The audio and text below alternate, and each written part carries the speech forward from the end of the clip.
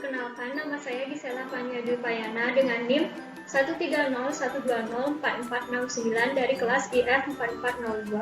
Pada kesempatan kali ini, saya akan menjelaskan mengenai nilai-nilai Pancasila yang dimiliki masyarakat.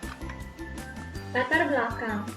Seiring kemajuan teknologi dan kemudahan akses informasi melalui internet ataupun globalisasi, masuk berbagai macam paham-paham asing yang dapat mendorong untuk tidak dijalankannya nilai-nilai Pancasila, dan banyak masyarakat yang cenderung menyukai produk-produk luar negeri, bersikap individualistis dan materialistis.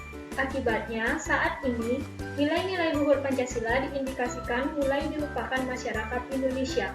Kehidupan di masyarakat sudah banyak yang tidak sesuai dengan nilai-nilai luhur Pancasila. Penyimpangan-penyimpangan tersebut tidak sejalan dan bahkan bertentangan dengan ajaran yang terkandung dalam Pancasila.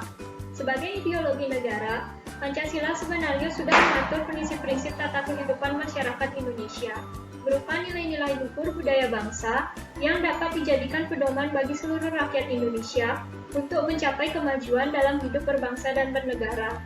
Karena itu, mestinya senantiasa menjadi acuan yang digunakan sebagai pedoman tingkah laku bangsa Indonesia dalam kehidupan sehari-hari. Pancasila adalah kekayaan bangsa Indonesia yang tidak ternilai harganya, merupakan manifestasi nilai-nilai luhur dari akar budaya bangsa yang mencakup seluruh kebutuhan dan hak-hak dasar manusia secara universal, sehingga dapat dijadikan landasan dan falsafah hidup bangsa Indonesia yang majemuk, baik dari segi agama, etnis, ras, bahasa, golongan, dan kepentingan. Sudah selayaknya bangsa Indonesia mengembangkan dan mengamalkan nilai-nilai Pancasila sebagai dasar kehidupan berbangsa dan bernegara untuk mewujudkan cita-cita bangsa. Melihat kenyataan bahwa saat ini banyak masyarakat Indonesia yang mulai melupakan ajaran Pancasila, maka saya mencoba untuk menggali atau mendeskripsikan seberapa besar pemahaman mengenai nilai-nilai Pancasila pada masyarakat dengan membatasi objek penelitian, yaitu masyarakat Kota Singaraja. Rumusan masalah. Adapun rumusan masalah yang saya angkat adalah bagaimana nilai-nilai Pancasila yang dimiliki oleh masyarakat Kota Singaraja. Hasil dan pembahasan.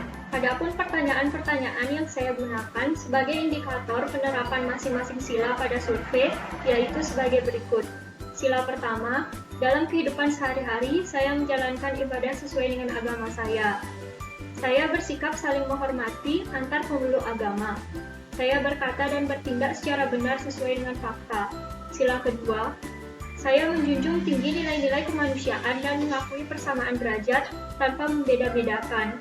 Saya mengakui dan memperlakukan manusia sesuai dengan harkat dan martabatnya sebagai makhluk Tuhan Yang Maha Esa.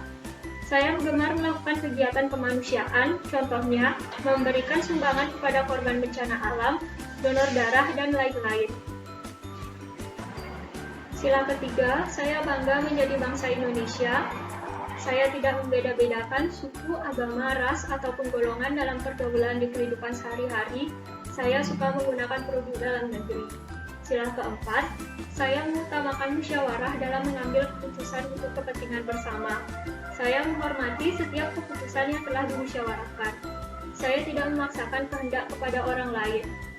Sila kelima, saya melaksanakan hak dan kewajiban saya secara seimbang. Saya suka menghargai hasil karya orang lain yang bermanfaat bagi kemajuan dan kesejahteraan bersama. Saya suka bekerja keras. Berdasarkan hasil survei pada 19 Desember 2020, terhadap 21 responden masyarakat Kota Singaraja, diperoleh data sebagai berikut. Menerapkan sila pertama selalu 63,5%, sering 25,4%, kadang-kadang 11,13%, tidak pernah 0%. Menerapkan sila kedua selalu 61,9%, sering 20,63%, kadang-kadang 17,5%, tidak pernah 0%. Menerapkan sila ketiga selalu 47,6%, sering 39,67%, kadang-kadang 11,1%, tidak pernah 1,6%. Menerapkan sila keempat selalu 60,3%, sering 28,57%, kadang-kadang 9,53%, dan tidak pernah 1,6%. Menerapkan sila kelima selalu 52,37%, sering 34,93%, kadang-kadang 11,1%, dan tidak pernah 1,6%. Berikut ini merupakan gambar grafik dari hasil survei tadi. Berdasarkan hasil survei, sebagian besar masyarakat Kota Singaraja telah menerapkan nilai-nilai Pancasila, namun persentase penerapan sila ketiga agak rendah dibandingkan yang lainnya. Salah satu penerapan nilai-nilai Pancasila yang sangat melekat pada masyarakat Bali adalah budaya menyama Braille. Budaya menyama Braille secara turun-temurun telah dilakukan oleh masyarakat Bali dan berdampak besar bagi kehidupan masyarakat Bali. Salah satu dampak positif yang dirasakan masyarakat Bali adalah banyaknya kegiatan agama dan adat yang memerlukan biaya dan tenaga dalam jumlah besar menjadi ringan dengan budaya menyama Braille ini. Contohnya, saat sebuah keluarga mengadakan pesta pernikahan, maka masyarakat sekitar akan datang membantu mempersiapkan acara tersebut. Saat sebuah keluarga mengalami kedukaan dengan meninggalnya salah satu anggota keluarga, maka tanpa diminta pun masyarakat membantu pelaksanaan upacara ngaben. Pecalang atau polisi adat Bali yang menggunakan pakaian adat Bali dalam bertugas akan membantu menjaga keamanan saat umat agama lain mengadakan upacara keagamaan di Bali.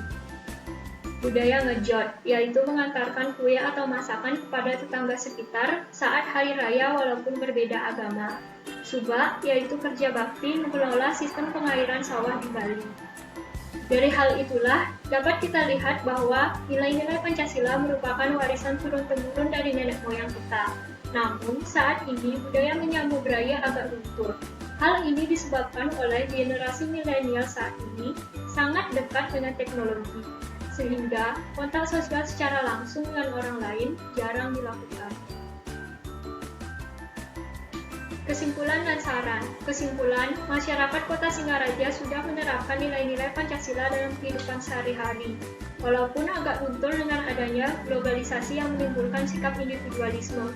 Saran atau solusi yang pertama, masyarakat Bali agar menumbuh kembangkan budaya menyama Braille sebagai pelindung kerukunan hidup masyarakat dari ancaman kehidupan individualistis, materialistis, dan disintegrasi masyarakat dan bangsa. Yang kedua, berusaha mempelajari agar memahami makna Pancasila, nilai-nilai Pancasila, dan kedudukan Pancasila sebagai dasar negara. Sekian yang dapat saya sampaikan pada kesempatan kali ini. Mohon maaf apabila ada kesalahan kata. Terima kasih.